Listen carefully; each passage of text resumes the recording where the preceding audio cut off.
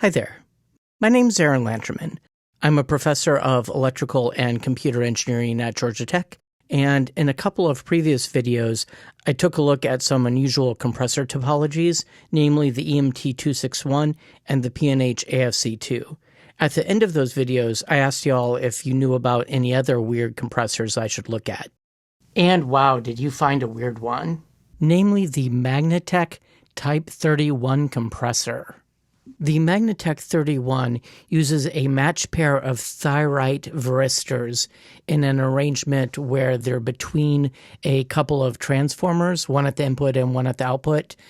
That kind of reminds me of the diode bridge architecture in the Neve compressors. Anyway, have you used a Thyrite Varistor? I have to confess, I hadn't even heard of Thyrite Varistors. There's this catalog on the Internet Archive. Wow, they come in all sorts of shapes and sizes. Let's see, it's a nonlinear resistance material. Ah, this is really interesting.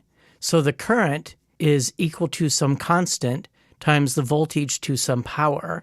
If the power was 1 and K was 1 over resistance, aka the conductance, we get Ohm's law. But here we have this exponent here. So let's see, if that was 2 modulo issues with the threshold voltage, that would give you the square law of MOSFETs in the above threshold, aka strong inversion region. And let's see, if n equals 1.5, aka 3 over 2, that would give you something like the characteristic of vacuum tube triodes. Oh, look at that. Okay, imagine flipping this around in your head.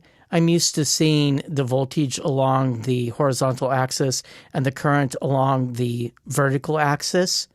You know, if you got a couple of these, you could put them in the feedback loop of some kind of op-amp configuration and make some sort of blues breaker or tube screamer kind of pedal. Or you could maybe take a couple of these thyristors and put them in parallel back-to-back, going to ground, along with a resistor, and make something like a Boss DS1 distortion with these things. That might be a lot of fun, making a distortion device like that. Let's see, what actual powers do we get?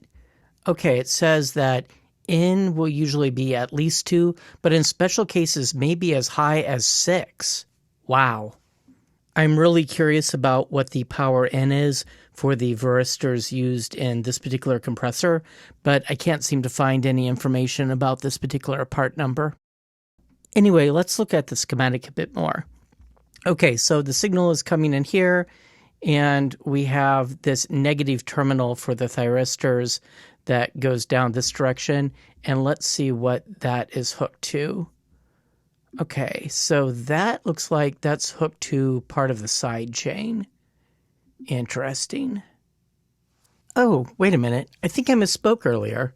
It looks like the device is symmetric in its response, so you wouldn't necessarily need back-to-back parallel thyristors in a distortion device like you would need back-to-back diodes. It looks like you could get away with one thyristor.